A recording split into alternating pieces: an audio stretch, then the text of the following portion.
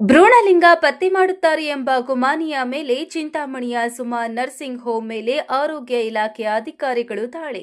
ಭ್ರೂಣಲಿಂಗ ಪತ್ತೆ ಮಾಡಿಸಿಕೊಳ್ಳಲು ಮಂಡ್ಯ ಜಿಲ್ಲೆಯಿಂದ ಗರ್ಭಿಣಿಯರು ಚಿಂತಾಮಣಿಯ ಸುಮಾ ನರ್ಸಿಂಗ್ ಹೋಂಗೆ ಬರ್ತಿದ್ದಾರೆ ಎಂಬ ಗುಪ್ತ ಮಾಹಿತಿಯ ಆಧಾರದ ಗುಮಾನಿಯ ಮೇಲೆ ಆರೋಗ್ಯ ಮತ್ತು ಕುಟುಂಬ ಕಲ್ಯಾಣ ಸೇವೆಗಳ ನಿರ್ದೇಶನಾಲಯ ರಾಜ್ಯ ಸಕ್ಷಮ ಪ್ರಾಧಿಕಾರದ ಪರವಾಗಿ ಉಪನಿರ್ದೇಶಕರು ಪಿಎನ್ಡಿಟಿ ಹಾಗೂ ತಂಡ ಸುಮಾ ನರ್ಸಿಂಗ್ ಹೋಂಗೆ ಭೇಟಿ ನೀಡಿ ಗುಪ್ತ ಕಾರ್ಯಾಚರಣೆ ನಡೆಸಿದ್ದಾರೆ. ಚಿಂತಾಮಣಿಯ ಸುಮಾ ನರ್ಸಿಂಗ್ ಹೋಂಗೆ ಮಹಿಳೆಯರು ಮಂಡ್ಯ ಜಿಲ್ಲೆಯಿಂದ ಬಂದು ಭ್ರೂಣ ಪತ್ತೆ ಮಾಡುತ್ತಿರುವ ಬಗ್ಗೆ ಗುಪ್ತ ಮಾಹಿತಿಯ ಆಧಾರದ ಗುಮಾನಿಯ ಮೇಲೆ ಮಂಡ್ಯ ಜಿಲ್ಲೆಯ ಆರೋಗ್ಯ ಮತ್ತು ಕುಟುಂಬ ಕಲ್ಯಾಣ ಅಧಿಕಾರಿಗಳಾದ ಡಾಕ್ಟರ್ ಬೆಟ್ಟಸ್ವಾಮಿ ಜಿಸಿ, ರಾಜ್ಯ ಸಕ್ಷಮ ಪ್ರಾಧಿಕಾರದ ಪ್ರತ್ಯಾಯೋಜಿತ ಅಧಿಕಾರಿ ಉಪನಿರ್ದೇಶಕರಾದ ಡಾಕ್ಟರ್ ಶೋಭಾ ಟಿಆರ್, ಆರೋಗ್ಯ ಮತ್ತು ಕುಟುಂಬ ಕಲ್ಯಾಣ ಸೇವೆಗಳ ಇಲಾಖೆ ಅಧಿಕಾರಿಗಳ ತಂಡ ಮಂಗಳವಾರ ಚಿಂತಾಮಣಿಯ ಸುಮಾ ನರ್ಸಿಂಗ್ ಹೋಂ ಮೇಲೆ ದಾಳಿ ಮಾಡಿ ಏಜೆಂಟ್ರೊಬ್ಬರನ್ನ ವಶಕ್ಕೆ ಪಡೆದು ಗುಪ್ತ ಕಾರ್ಯಾಚರಣೆಯನ್ನು ನಡೆಸಿದ್ದಾರೆ. ಈ ದಾಳಿಯಲ್ಲಿ ತಾಲೂಕು ಆರೋಗ್ಯ ಅಧಿಕಾರಿಗಳು ಡಾಕ್ಟರ್ ರಾಮಚಂದ್ರ ರೆಡ್ಡಿ ಸೇರಿದಂತೆ ಮಂಡ್ಯ ಜಿಲ್ಲೆಯ ಆರೋಗ್ಯ ಅಧಿಕಾರಿಗಳು ಮತ್ತಿತರರು ಪಾಲ್ಗೊಂಡಿದ್ದರು.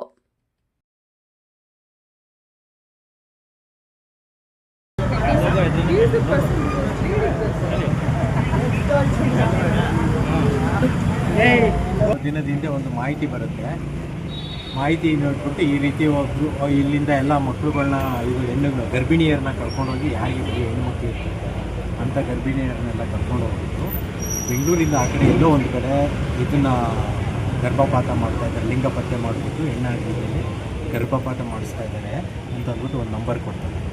ನಾವು ಆ ನಂಬರ್ನ ಇಟ್ಕೊಂಡ್ಬಿಟ್ಟು ಆ ನಂಬರ್ನ ಆ ಏಜೆಂಟ್ನ ಅದು ಏಜೆಂಟ್ ನಂಬರ್ ಆಗಿರ್ತದೆ, ಆ ಏಜೆಂಟ್ನ ಸಂಪರ್ಕಿಸ್ಬಿಟ್ಟು ನಾವು ಒಂದು ಡೆಕಾಯ್ ಲೇಡಿನ ರೆಡಿ ಮಾಡ್ತೀವಿ. ಅಂದರೆ ಇನ್ನೊಂದು ಗರ್ಭಿಣಿನ ನಾವು ರೆಡಿ ಮಾಡ್ತೀವಿ.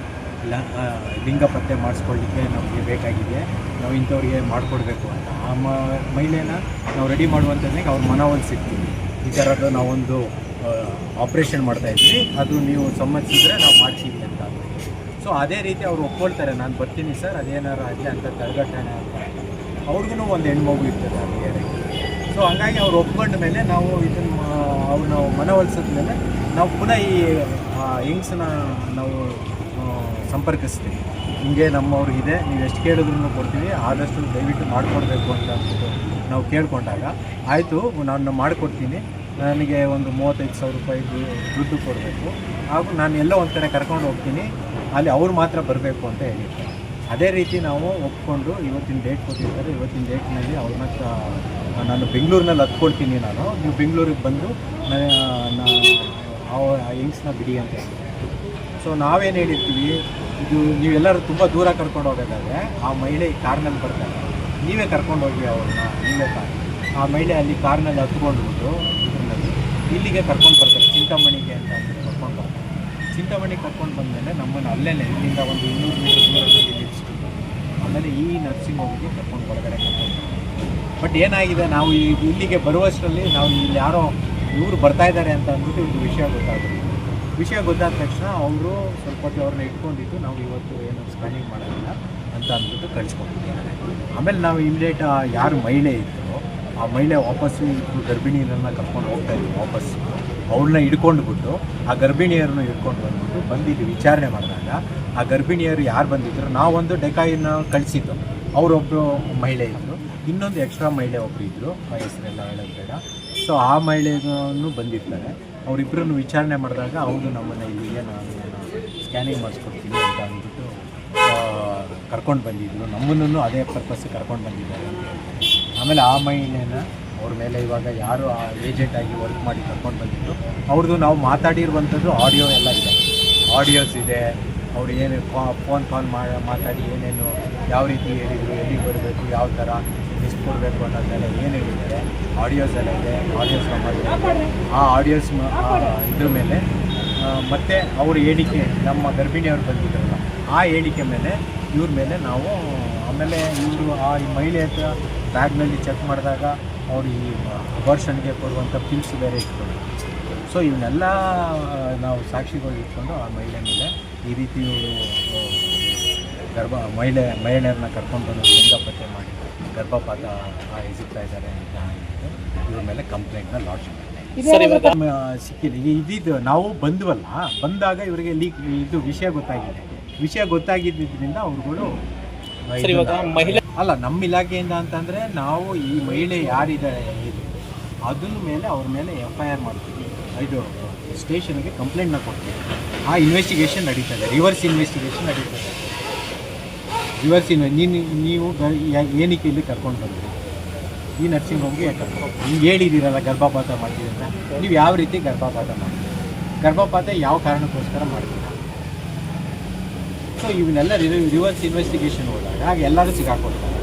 ಯಾರು ಗರ್ಭಪಾತ ಮಾಡ್ತಿದ್ರು, ಯಾರು ಕರ್ಕೊಂಡು ಬಂದಿದ್ರು, ಯಾಕೆ ಕರ್ಕೊಂಡು ಬರ್ತಿದ್ರು, ಸ್ಕ್ಯಾನಿಂಗ್ ಯಾರು ಮಾಡ್ತಿದ್ರು, ಅವೆಲ್ಲ ಸಿಗ್ತದೆ.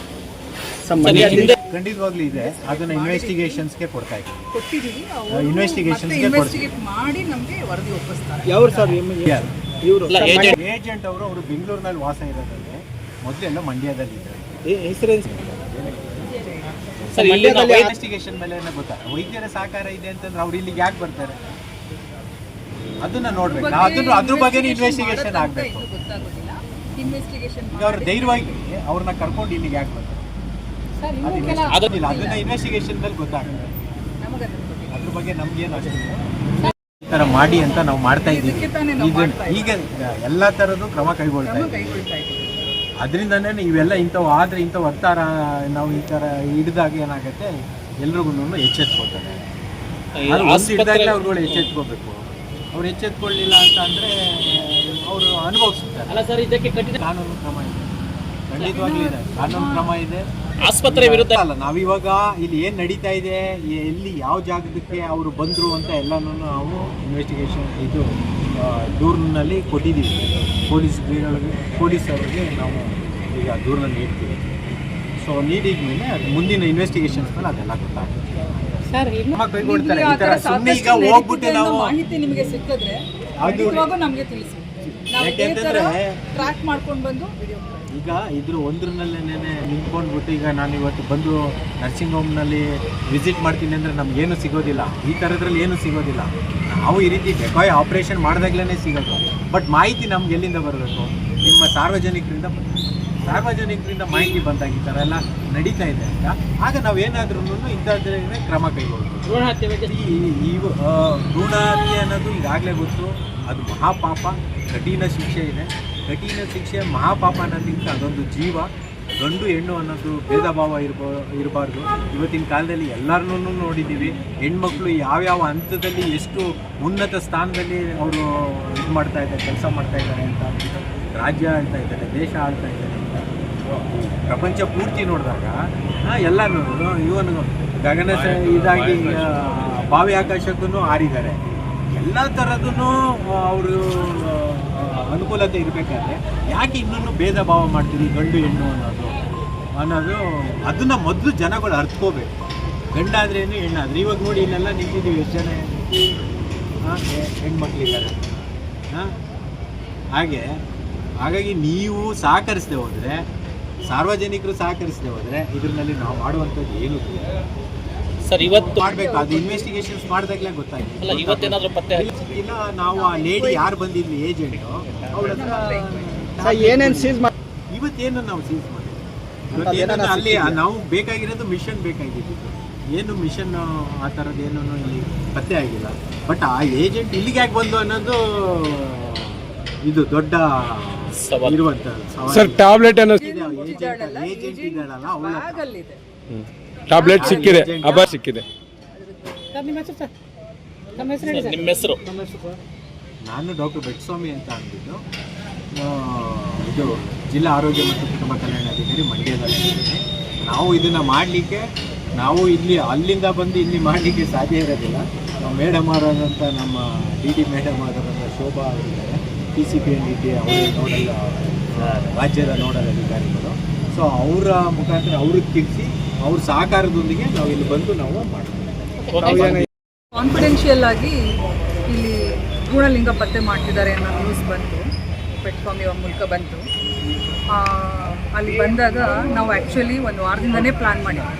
ಸರ್ ಹೇಳ್ದಂಗೆ ಇದು 1-2 ದಿವಸದ ಕೆಲಸ ಅಲ್ಲ, ಆ ಏಜೆಂಟ್ ಇಟ್ಕೊಂಡು ಆ ಪೇಷಂಟ್ ಕ್ರಿಯೇಟ್ ಮಾಡಿ ಅವಳ ಪೇಷಂಟ್ಗಳನ್ನೆಲ್ಲ ನಾವು ಒಟ್ಟುಗೂಡಿಸಿ ಇಲ್ಲಿ ಕರ್ಕೊಂಡು ಬಂದು ಅವ್ರ ಪೇಷಂಟ್ ಅವ್ರು ಬಂದಿದ್ದ ಕಾರ್ ಹಿಂದೆ ಟ್ರ್ಯಾಕ್ ಮಾಡ್ಕೊಂಡು ಬಂದ್ವಿ ಅಲ್ಲಿಂದ ಇಲ್ಲಿಗೆ. ಟ್ರ್ಯಾಕ್ ಮಾಡ್ಕೊಂಡು ಬಂದು ಇಲ್ಲಿ 200 ಮೀಟರ್ಸ್ ಸ್ವಲ್ಪ ದೂರದಲ್ಲಿ ನಿಂತು ಎಲ್ಲ ಮಾಡಿದಾಗ ಬಟ್ ಇಲ್ಲಿಗೆ ಬರೋ ಅಷ್ಟೊತ್ತಿಗೆ ಏನೋ ಸೂಕ್ಷ್ಮತೆ ಅವ್ರಿಗೆ ಗೊತ್ತಾಗಿದೆ ಅನ್ಸುತ್ತೆ. ಬಂದು ಒಳಗಡೆ ಬಂದಾಗ ಮತ್ತೆ ಇವನ್ ದುಡ್ಡು ತಂದಿದ್ದೆಲ್ಲ ಇಸ್ಕೊಂಡು ವಾಪಸ್ ಕೊಟ್ಟಿದ್ದಾರೆ. ಅದು ನ್ಯೂಸ್ ಬಂತು. ಬಟ್ ಏಕೆಂದರೆ ನಮ್ಗೆ ಏನು ಪ್ರಾಬ್ಲಮ್ ಆಗಲಿಲ್ಲ ಅಂದರೆ ಏಜೆಂಟನ್ನು ಇಟ್ಕೊಳಾಗ ಅವಳೆಲ್ಲ ಹೇಳಿದ್ದಾಳೆ. ಅದು ಇನ್ವೆಸ್ಟಿಗೇಷನ್ ಮಾಡಿ ನಾವು ಡಿಸ್ಟ್ರಿಕ್ಟ್ ಹೆಲ್ತ್ ಆಫೀಸರ್ ಕೊಟ್ಟಿದ್ದೀವಿ. ಅವರು ಮತ್ತೆ ಕೂಲಂಕುಷವಾಗಿ ನೋಡ್ಬಿಟ್ಟು ಮಾಡಿರೋ ವಾಪಸ್ ಕೊಡ್ತಾರೆ. ಅದಾದಮೇಲೆ ಅವ್ರು ಬಂದಿರ್ತಕ್ಕಂಥ ಅವ್ರಿಗೆಲ್ಲ ನಾವು ಅದೆಲ್ಲ ಸೀಸ್ ಮಾಡಿ ಪೊಲೀಸಿಗೆ ಕೊಟ್ಟಿದ್ದೀವಿ. ಆಡಿಯೋ ಸಬ್ ಇನ್ಸ್ಪೆಕ್ಟರ್ ಎಲ್ಲ ಸರ್ಕಲ್ ಇನ್ಸ್ಪೆಕ್ಟರು ಅವರು ನಮಗೆ ಸಾಥ್ ಕೊಟ್ಟಿದ್ದಾರೆ. ಅವ್ರು ಬಂದೆಲ್ಲ ಸೀಸ್ ಮಾಡಿದ್ದಾರೆ. Okay madam.